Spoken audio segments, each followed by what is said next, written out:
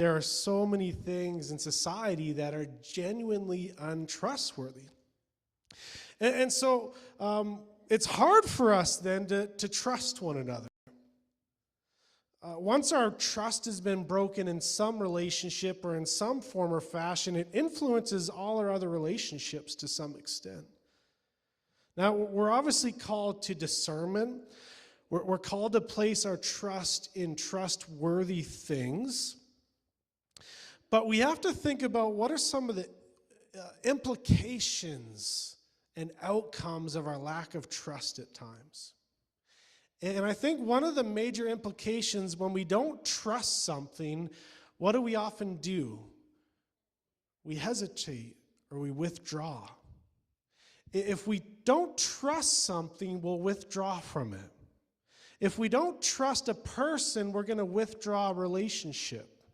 If we don't trust an organization, we're going to withdraw our support.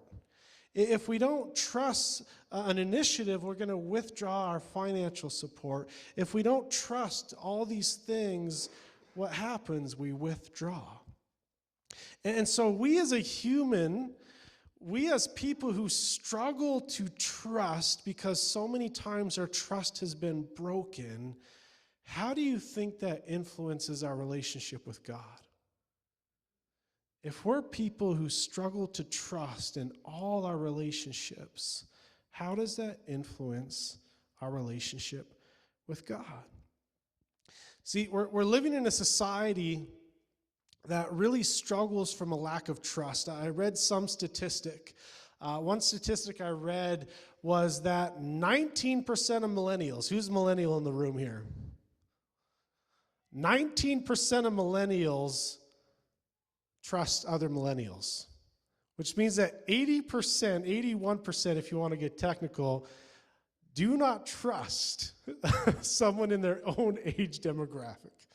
Now, we could say, does that mean millennials are untrustworthy? We live in a society where to trust anybody is risky. To trust anyone really comes at a cost at times. So what do?